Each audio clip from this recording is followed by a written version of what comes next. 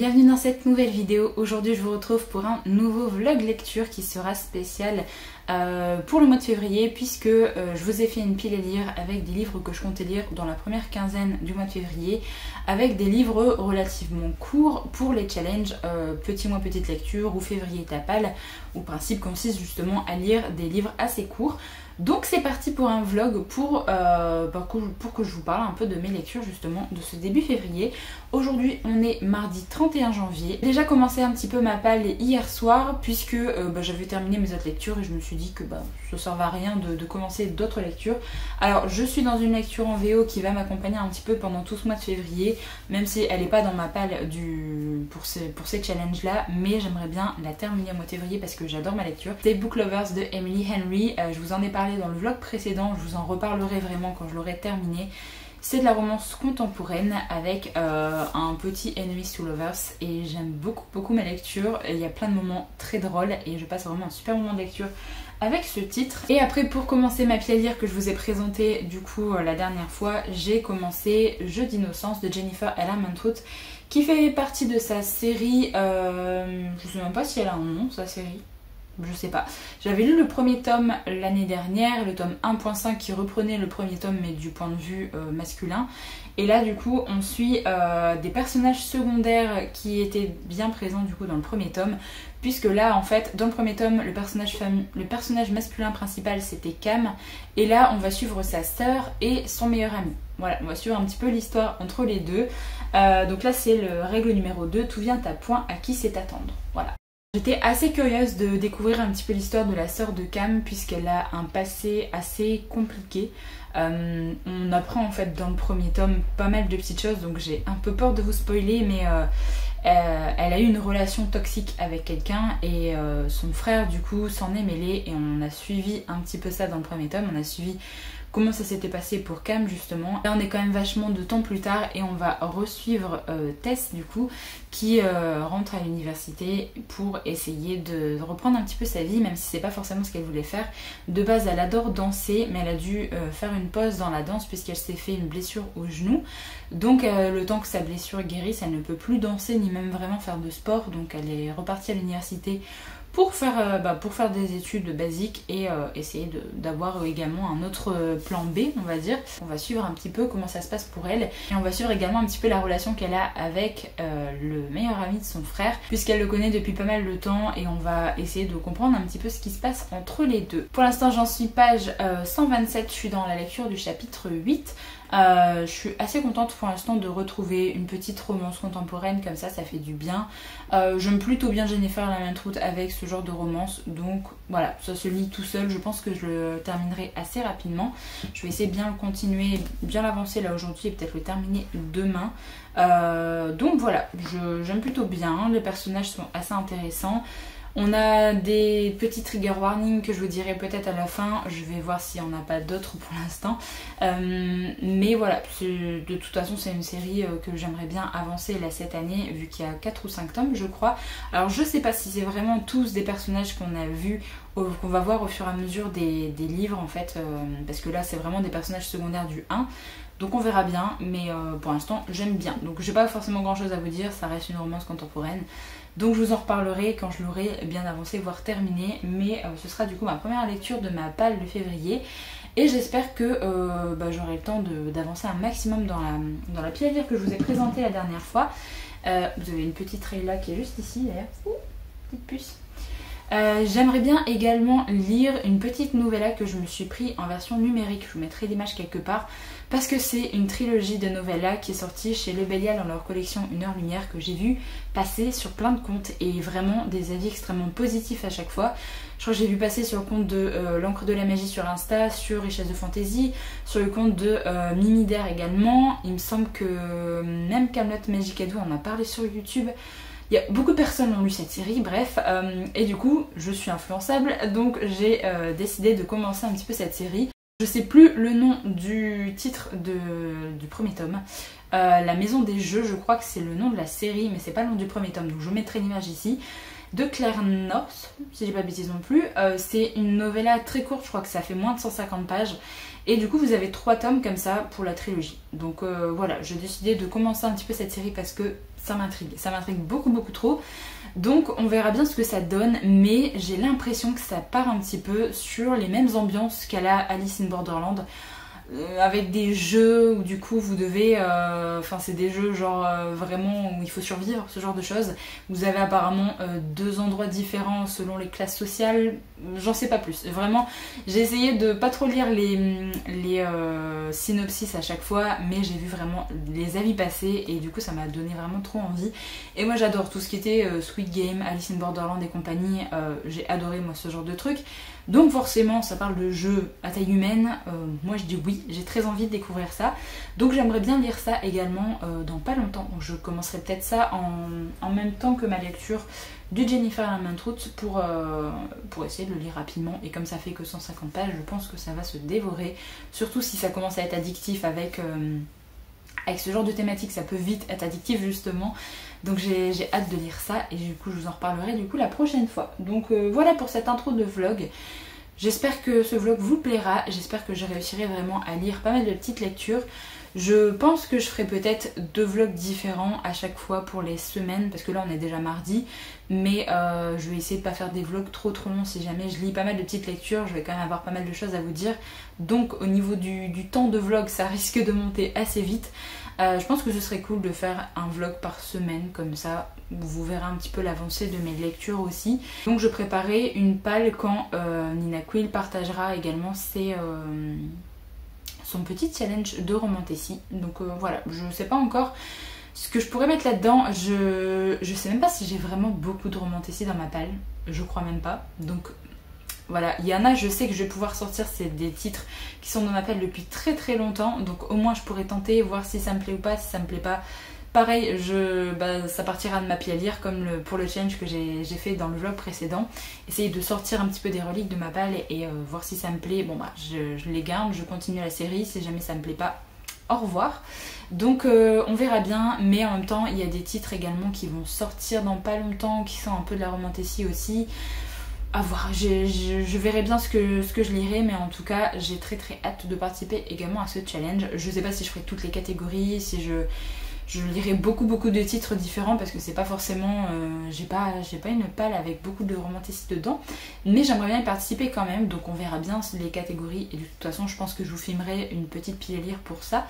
Donc voilà pour ce premier début de premier vlog pour le mois de février, j'espère que ça vous plaira. On se retrouve pour faire un petit point au niveau de mes lectures. J'ai terminé plusieurs petites choses donc je voulais vous en parler. J'ai donc terminé le Jennifer Armentrout que je présentais la dernière fois, qui est donc Jeux d'innocence, le tome 2 de sa saga de romance. Comme je vous le disais, c'est un titre où en fait on va suivre la sœur du protagoniste du premier tome, donc je peux pas trop dire de choses dessus sinon je vais vous spoiler un peu l'intrigue du premier tome, mais en gros on va suivre la relation entre Tess et Jace qui sont 2 persos qu'on voit un petit peu dans le premier tome, donc la sœur et le meilleur ami de Cam. Donc on va suivre un petit peu leur relation, ils se connaissent depuis pas mal de temps, donc on va voir un petit peu comment ça se passe pour eux, on va apprendre beaucoup plus de choses sur leur vie et sur comment ils voient les choses, puisque par exemple Tess a dû mettre en pause son activité de danse pour partir à l'université normale, car elle s'est fait une blessure au genou et du coup elle peut plus danser pour l'instant, donc elle est obligée de suivre des cours basiques pour potentiellement devenir professeur des écoles. Donc voilà, elle essaye de mener une vie d'étudiante assez normale. Et Jace du coup va la côtoyer et on va apprendre un peu plus de choses sur lui, notamment sur son passé. J'ai plutôt bien aimé la relation entre les deux, je m'attendais pas à avoir un titre aussi compliqué à lire. En fait je pensais clairement que ça allait être une romance assez légère et en fait je me suis rappelée du premier tome après, je me suis dit mais non, pourquoi est-ce que je pensais ça? Parce que clairement c'est un titre qui comme le premier tome aborde des sujets assez compliqués et du coup là clairement pour ce qui s'est passé avec Tess, même également ce que vit Jace, c'est quand même des sujets assez compliqués et je m'attendais juste à passer un moment plus léger que ça. Quand j'ai avancé dans le roman, il y a un moment il s'est passé un truc et je me suis dit mais quoi, je suis plus en train de lire de la romance, là on est en train de partir dans un truc un peu thriller, je sais pas ce qui se passe mais bref, j'ai quand même bien aimé ma lecture, j'ai bien aimé les personnages, je me suis bien attachée à eux et j'ai vraiment bien aimé l'évolution que tout au long du roman. Alors il sait que c'est pas une romance contemporaine non plus, c'est vraiment une romance new adulte, donc il y a des scènes explicites, si jamais vous n'aimez pas ça je préviens. J'ai bien aimé l'évolution de la relation entre les deux et la complicité en fait qui se crée entre les deux persos. On a bien entendu des clins d'œil et les persos du premier tome qui reviennent également, vu que bah, c'est quand même le frère de Tess en fait, de notre perso principal là, donc forcément il revient et on a des nouvelles de ces persos. J'ai d'ailleurs lu également les 2 petites nouvelles en numérique qui sont dispo gratuitement avec Chanceux et l'autre je sais plus comment ça s'appelle, qui sont des nouvelles de 3-4 pages je crois et qui se déroulent après ce tome 2, donc voilà, j'ai lu ces 2 petites nouvelles. Normalement en VO en plus c'est qu'une seule nouvelle, là je sais pas pourquoi ils ont divisé ça en 2. Donc voilà, je suis très contente d'avoir lu cette petite romance qui n'est pas que une romance, mais alors trigger warning quand même pour les personnes qui ne veulent rien savoir, avancer un petit peu dans la vidéo, mais si vous voulez lire un petit peu ces titres là, trigger warning parce que il y a maltraitance, violence, harcèlement moral. Qu'est-ce que je peux dire également, il y a de la violence physique, deuil, mort. Donc voilà, comme je vous disais, il y a beaucoup de trigger warning quand même. Je crois que j'ai à peu près fait le tour, il me semble qu'il n'y a rien d'autre. Mais voilà, si jamais vous voulez pas lire un truc aussi lourd que ça et lire une romance légère, bon, mais peut-être pas partir sur ce titre là, parce que même s'il y a des moments où ça va, il y a quand même des moments où on parle de choses pas faciles. Donc voilà, je suis très contente d'avoir avancé dans cette série de romances, donc comme ça c'est lu. J'ai ensuite lu, alors je vous mettrai l'image quelque part ici je pense, j'ai ensuite lu la nouvelle que je vous disais la dernière fois, donc qui est La Maison des Jeux, le tome 1 de Claire North, qui est une nouvelle qui fait partie d'une trilogie de petites novellas. Apparemment chaque tome est assez indépendant, mais il y a quand même un petit fil conducteur. J'en sais pas plus pour l'instant, moi j'ai lu que le premier tome. Et là en gros, alors je vais pas dire grand chose dessus parce que c'est une nouvelle qui est quand même très très courte. En gros on se situe dans une Venise apparemment du XVIIe siècle. En fait il y a un établissement qui est appelé la Maison des Jeux, qui est divisé en 2 étages on va dire. Vous avez un étage où pas mal de personnes viennent jouer à plein de jeux différents, que ce soit des jeux de cartes, des jeux, des échecs, enfin plein de choses comme ça. Et vous avez également une autre partie où en fait il faut être invité pour aller dans cette autre partie, où en fait on joue à des jeux beaucoup plus à taille humaine en fait que la première partie. Donc en fait on vous observe quand vous êtes dans le premier étage, on observe un petit peu votre façon de jouer, votre façon d'être. Est-ce que vous seriez capable ou pas de passer au niveau d'après, et du coup nous on va suivre justement une jeune femme qui vient avec son mari, et c'est son mari qui joue, elle reste là pour observer pendant très longtemps, et après elle va commencer à jouer avec quelqu'un. Elle va l'inviter à participer justement à un autre type de jeu justement dans la partie supérieure. Et donc on va suivre un petit peu ce jeu, puisqu'en fait il va y avoir 4 participants, il n'y aura qu'un seul vainqueur. Les autres perdront, apparemment il ne leur arrive rien. Et du coup on va suivre un petit peu ce jeu à taille humaine, un jeu qui va se passer dans tout Venise avec vraiment des enjeux politiques. Et donc on va suivre un petit peu comment notre héroïne va faire pour accomplir un petit peu la mission qu'on lui a donnée. Je m'attendais pas à ce genre de récit et à ce genre de complot on va dire. Je m'attendais vraiment à d'autres choses. Là j'ai quand même trouvé que c'était très politique et je trouve qu'en si peu de pages j'ai eu beaucoup de mal à m'attacher au personnage.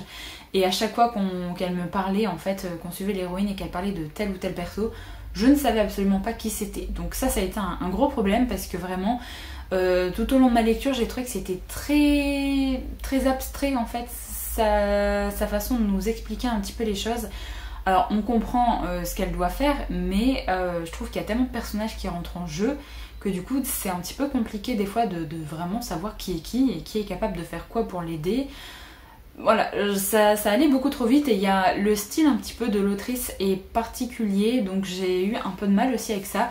J'ai quand même bien aimé l'ambiance de cette novella et j'ai bien aimé l'intrigue générale, mais j'ai trouvé que c'était pas forcément évident de rentrer dedans et de comprendre vraiment toute l'histoire et de comprendre vraiment tous les persos. Donc on verra bien. Je pense que je lirai la nouvelle numéro 2 la semaine prochaine peut-être, pour essayer de voir si ça peut mieux me plaire. On verra bien, vu que c'est des histoires qui sont propres à chaque tome, même s'il y a juste un fil conducteur, peut-être par rapport à la Maison des Jeux, mais si on suit peut-être d'autres personnages, et il me semble qu'on est également dans d'autres villes, donc ça peut mieux me plaire, donc on verra avec le tome 2. Mais ouais, bon, je pense que je m'attendais à mieux peut-être, c'était assez compliqué à rentrer dans l'histoire, à se mettre dedans, à vraiment comprendre tous les enjeux. Donc j'aime bien le principe, mais je m'attendais quand même à autre chose et à une autre façon de faire en fait au niveau du livre là. Bref, je peux pas en dire grand chose parce que vraiment c'est une novella qui fait 130, 140 pages je crois, quelque chose comme ça. Sinon j'ai lu d'autres choses également, j'ai lu notamment le Brandon Sanderson qui est Éclat de l'aube.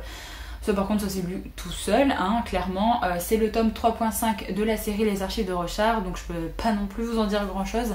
Mais on va suivre un personnage qui est le personnage de Risen, qu'on découvre également dans les autres tomes de la saga. Et en fait on va suivre une petite aventure qui est propre à elle, même s'il y a d'autres personnages également qu'on revoit qui vont apparaître dans cette nouvelle.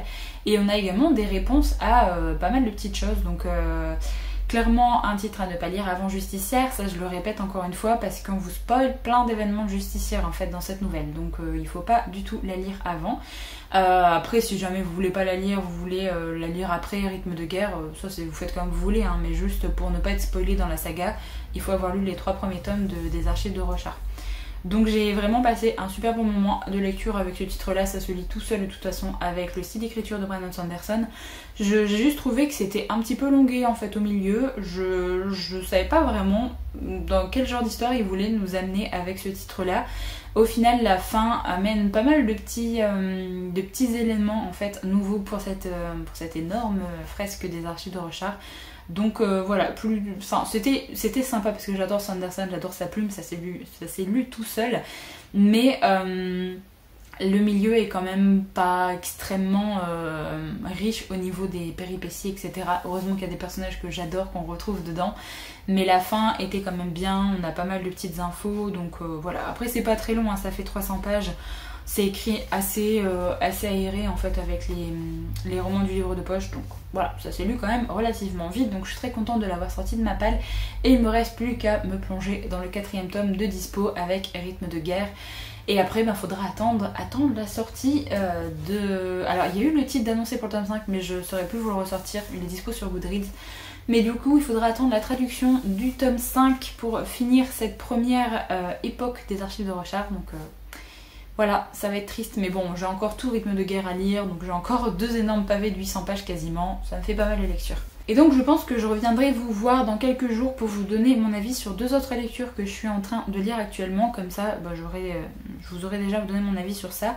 Alors la première lecture, je la découvre en version audio, c'est 2001, l'Odyssée de l'espace d'Arthur C. Clarke. Je savais absolument pas à quoi m'attendre avec ce titre-là. Hormis que c'était de la SF, je ne savais pas du tout à quoi m'attendre. Et là, du coup, j'ai lu la première partie. Je suis arrivée au chapitre 7, donc j'ai lu 45 pages pour l'instant. Et en gros, de ce que je comprends, en fait, on va suivre l'évolution humaine. Et sauf que c'est bien sûr, il y a des choses très très réalistes. Notamment là, en fait, dans la première partie, on suit les hommes singes à l'époque de la cueillette et compagnie. Donc vraiment, pas mal de choses qui sont réalistes. Sauf qu'il va y avoir un événement qui apparaît, qui n'est pas du tout, qui est vraiment une fiction, puisque là en fait l'auteur a mis en place un monolithe qui serait apparu pendant justement l'époque des hommes singes, à l'époque de la cueillette, tout ça, qui aurait potentiellement donné des apprentissages, des nouvelles façons de faire à l'homme singe de l'époque, pour réussir à tuer des animaux, réussir à faire du feu, réussir au fur et à mesure à développer un langage pour justement évoluer dans le temps et survivre, parce que du coup au début du livre on nous dit clairement que l'homme singe de l'époque n'arrive pas à survivre et il meurt de faim puisqu'il se nourrit que de baies, de feuilles mâchées, enfin vraiment c'est compliqué. Donc on va suivre un petit peu l'évolution humaine avec justement un événement, un élément justement qui est là. On ne sait pas ce que c'est ce monolithe, on ne sait pas si c'est les gens du futur, peut-être qu'il y aurait... réussi à envoyer un truc dans le passé pour essayer de faire évoluer les choses. Est-ce que c'est des personnes en dehors de la Terre qui auraient envoyé ça? On ne sait pas trop. Donc voilà, je pense qu'on va suivre un petit peu l'évolution humaine au fur et à mesure de ce titre-là, et pour l'instant ça me plaît bien. La version audio est très très cool, j'aime beaucoup le narrateur, donc j'ai hâte de voir un petit peu dans la direction où va partir l'histoire, mais j'aime vraiment bien. Donc on verra bien la suite, mais en tout cas j'aime bien cette lecture audio. Et j'ai commencé une lecture qui se lit absolument hyper rapidement hier soir. J'ai commencé Ma vie, mon ex et autres calamités de Marie Vareille. C'est un contemporain et j'en ai lu déjà 103 pages. Et il fait 293 je crois, 290 pages. Donc je pense que je vais les terminer rapidement, comme ça je viendrai vous parler peut-être de mon avis de ces deux titres-là avant de clôturer cette vidéo. Mais ce sera deux autres titres de sortie de ma palle, notamment celui-là, ça fait longtemps qu'il est dans ma palle aussi, donc au moins ce sera lu. Et dans ce titre-là, en fait, on va suivre Juliette qui va perdre son job, son copain et va se retrouver dans un autre appartement en fait en très très peu de temps. Donc on va suivre un petit peu tous les événements qui vont s'enchaîner dans sa vie. C'est assez humoristique, même s'il y a des événements qui sont un petit peu dramatiques qui arrivent dans sa vie, c'est quand même assez humoristique. Vous avez un petit côté qui m'a un peu blasée, c'est la façon dont elle a été obligée de démissionner de son poste. C'était pas du tout crédible je trouve, mais bon, c'est juste un petit élément comme ça. J'aime plutôt bien la plume de Marie Varey, je trouve que ça se dévore. Et là apparemment elle va partir en voyage, donc on va suivre un petit peu ça. Je vous en reparlerai quand je l'aurai terminé. Plutôt bien, ça se lit vraiment tout seul, donc ça c'est plutôt scientifique. Et là clairement c'est très feel good, donc au moins ça me permet de faire un coup là, un coup là, donc ça c'est chouette. Donc voilà pour mes lectures du coup que j'ai terminées et lectures que j'ai en cours. Je reviendrai donc vous voir pour vous donner mon avis sur les deux dernières lectures que je suis actuellement en train de lire. Et sinon je suis assez contente d'avoir bien avancé comme ça déjà dans ma palle des petites lectures. Et j'espère que la semaine prochaine je réussirai encore à bien défoncer cette palle pour continuer à lire pas mal de petits livres avant de commencer le challenge Romantessi. Je viens d'ailleurs de vous filmer la palle que vous devez avoir vue normalement mardi. J'espère que je réussirai encore à lire pas mal de petits livres, mais en tout cas pour l'instant les lectures que je fais me plaisent. Donc à part la petite novella à la maison des jeux où je suis assez mitigée, mais du coup j'attends de voir peut-être avec le tome 2. C'était pas une mauvaise lecture, c'est juste que je m'attendais à autre chose et je m'attendais vraiment à être plus investie dans l'histoire. Sinon toutes les autres lectures m'ont plu pour l'instant, donc ça c'est chouette. Je vous retrouve quelques jours plus tard pour venir vous parler de mes lectures terminées, puisque j'ai terminé 3 lectures. J'ai donc terminé les 2 lectures que je vous présentais la dernière fois, qui étaient donc 2001 l'Odyssée de l'espace de Arthur C. Clarke et Ma vie, mon ex et autres calamités de Marie Varey. Donc je suis très contente de les avoir terminées. Alors pour ce livre là, je vous avoue que je m'attendais pas du tout à ce qu'on parte dans cette direction. La dernière fois je vous disais en fait qu'on était vraiment très longtemps dans le passé, où en fait on suivait des hommes singes, on apprenait un petit peu leur façon de vivre et on voyait également l'apparition d'un monolithe qui allait changer des choses pour eux. Et je pensais vraiment qu'on allait suivre du coup l'évolution de l'être humain en fait au fur et à mesure des tomes, parce que j'ai vu qu'il y avait d'autres tomes après ça. Et en gros pas du tout, parce que directement à la partie d'après, donc je vous disais j'ai fini la première partie, j'entame la deuxième, et en fait directement à la deuxième, en fait on est largement plus tard dans le passé, on va suivre justement des expéditions, on va avoir des gens qui vont aller sur la lune, on va suivre une expédition et un vaisseau qui va aller aux abords de Saturne. Donc vraiment plus rien à voir, c'est vraiment uniquement la première partie pour poser un petit peu l'intrigue avec le fait qu'il y ait eu un monolithe qui se soit posé sur la Terre à cette époque-là. Et en fait on va avoir plusieurs fois ce monolithe qui va réapparaître, et en gros ça va être un petit peu la question de qu'est-ce que c'est, qui a mis ça là, comment c'est arrivé à tel endroit. Et donc on va suivre un petit peu ça. Donc j'étais assez... je m'attendais pas du tout à ça en fait comme lecture. J'avais bien aimé la première partie, j'avais bien aimé le style d'écriture. Je trouvais vraiment que la personne qui lisait en audio en plus était vraiment très chouette à écouter. Et en fait on est parti vraiment dans un truc de SF qui au fur et à mesure était assez compliqué, avec des passages pas forcément faciles pour les noobs de SF on va dire. C'est pas... Enfin j'ai l'habitude un peu de lire la SF, mais je trouve qu'il y a certains moments c'était pas forcément très compréhensible. Donc ça m'a un peu ressorti de ma lecture. Donc j'ai bien aimé le début, j'ai bien aimé l'intrigue et j'ai bien aimé la fin. Mais j'avoue qu'il y a certains passages, j'ai pas trouvé ça très fluide du coup à découvrir. Je pense que je continuerai à découvrir cet auteur parce que il a vraiment de très bonnes idées. Ça se lit vraiment quand même tout seul, on est quand même bien immergé dans l'histoire. Et en lecture audio en plus ça se dévore. Alors je voulais pas forcément lire en version papier parce que les éditions J'ai lu ont fait un format vraiment tout petit. Enfin la police en fait est vraiment minuscule. J'avais pas envie de le lire comme ça, et franchement la version audio est très chouette. Donc si jamais vous l'avez dans votre palle, n'hésitez pas à le sortir en audio parce que ça s'écoute très bien. En plus il est pas long, hein, je crois qu'il fait 7 heures, 8 heures, quelque chose comme ça. Donc assez chouette découverte. Je m'attendais juste pas à ce que ça parte dans cette direction et que du coup il y ait vraiment beaucoup de moments de SF qui soient pas forcément très fluides à comprendre, mais en soi ça reste quand même compréhensible. Juste c'est assez compliqué, c'est pas non plus un truc pour les personnes qui ne lisent jamais de SF. Donc voilà, je suis très contente d'avoir lu un petit peu ce classique là. Ensuite j'ai fini Le Mari Vareille. Ça par contre ça se lit tout seul, c'est clairement un feel good. Si jamais vous souhaitez lire ce titre là cet été sur la plage, les pieds en éventail, vous pouvez carrément parce que ça se dévore. Il n'y a pas forcément beaucoup d'enjeux dans le roman, c'est clairement un roman pour vous faire passer du bon temps, pour vous faire rire également parce qu'il y a pas mal de situations comiques. Le personnage de Juliette est assez... alors elle se laisse un petit peu marcher sur les pieds au début, j'aimais pas trop son caractère, mais bien sûr elle va finir par évoluer parce que à force de se prendre des trucs pas faciles dans la vie, on évolue et on commence à dire non aux gens.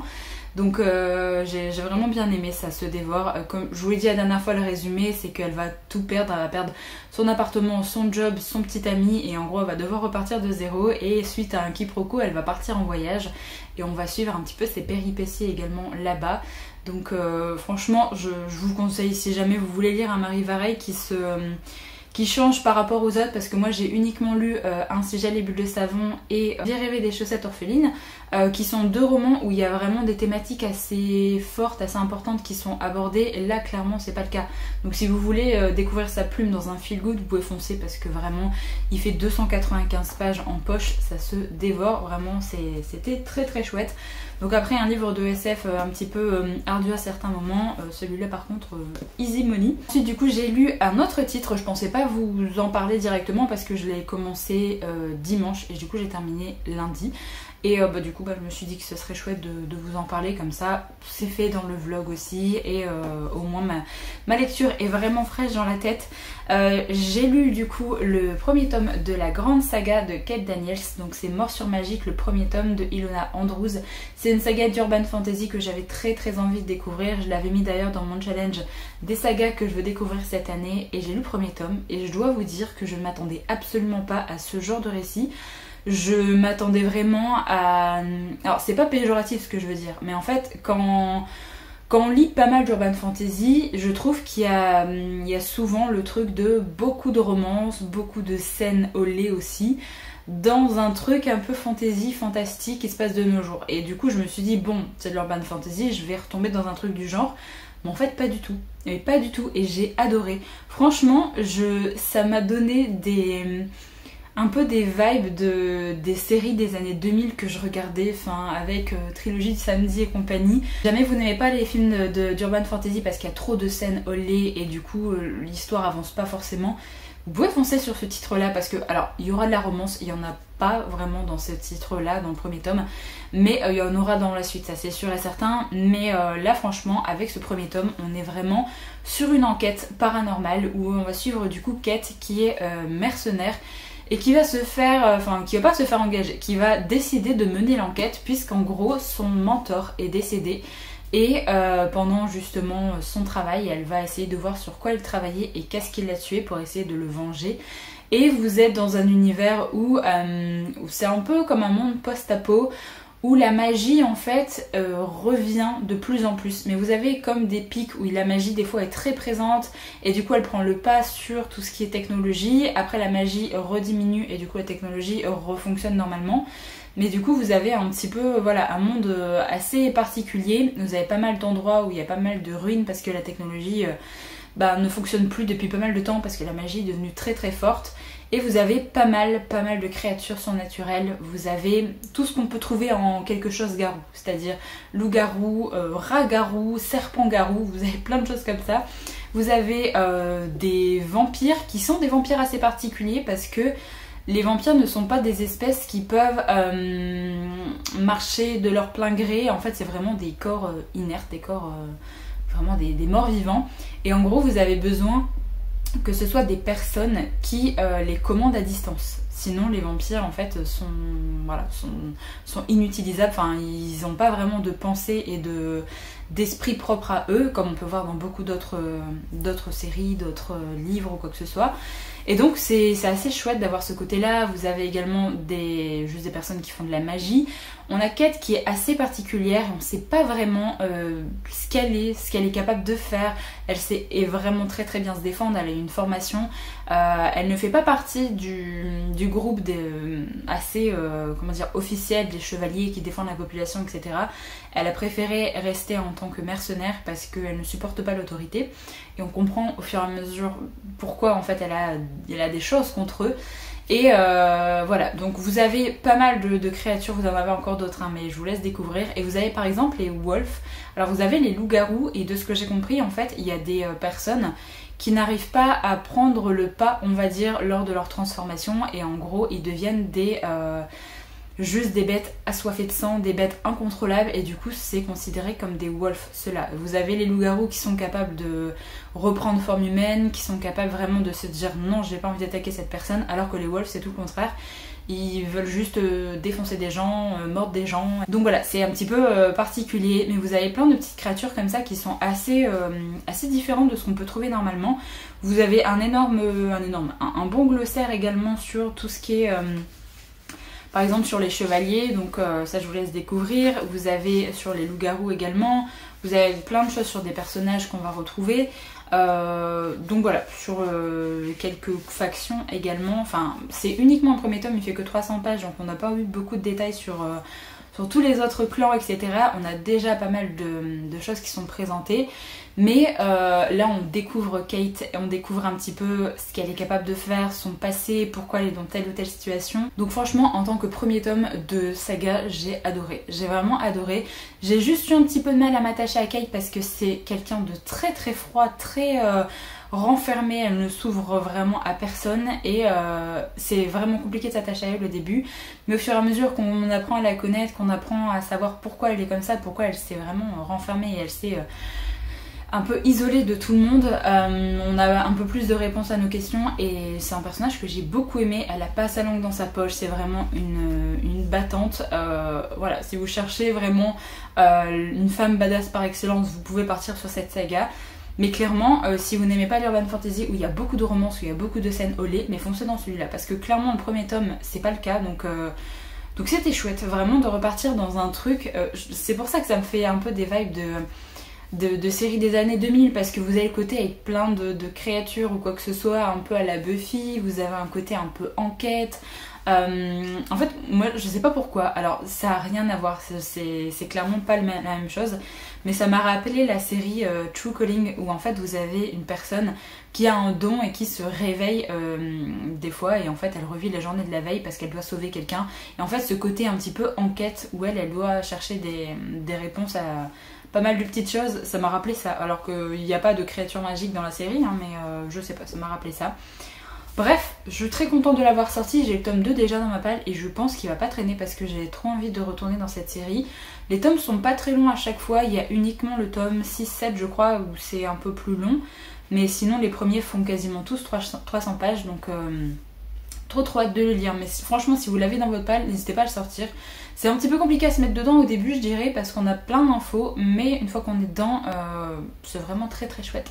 Et vous avez des persos secondaires qui sont déjà là et qui sont déjà bien charismatiques. Il y a d'ailleurs un bonus sur un des persos où on a son point de vue sur 2 chapitres. J'ai vraiment trouvé ça sympa aussi d'avoir ce côté là et bref, j'ai trop hâte de lire la suite. Donc voilà pour ce petit vlog lecture, enfin petit long vlog lecture je pense. N'hésitez pas à me donner votre avis si jamais vous avez lu un des romans que j'ai présenté dans la vidéo. Moi je suis très contente du coup en cette première semaine de mois de février d'avoir lu autant de petits livres de poche et autant de livres de la palle que je vous ai présentés. J'essaye vraiment d'avancer dans cette palle et d'essayer de m'y fixer, dégommer vraiment beaucoup de lectures avant le démarrage du challenge Romantasy aussi. Donc franchement je suis très contente de moi. On est mardi et j'ai pas encore démarré de lecture, d'ailleurs on est en début d'après-midi, mais j'ai fait tellement de choses depuis ce matin que je me suis pas posée pour choisir, pour moins savoir vers quelle lecture je vais aller. Ce qui est assez étonnant parce que généralement quand je termine une lecture je sais déjà vers laquelle je vais me tourner et là je sais pas encore. Donc je sais pas encore, je vais peut-être partir vers un truc, peut-être vers de la romance parce que j'en ai mis 3 quand même, non 2 et 1 contemporain. Mais j'aimerais bien en lire un maintenant, comme ça je lirai d'autres choses pour lire le deuxième un peu plus tard pour pas les enchaîner. Donc voilà, j'en ai terminé avec ce vlog lecture, j'espère vraiment qu'il vous a plu et vous a peut-être permis de découvrir certains titres. Moi je vous retrouve très bientôt dans une prochaine vidéo, donc en attendant prenez soin de vous.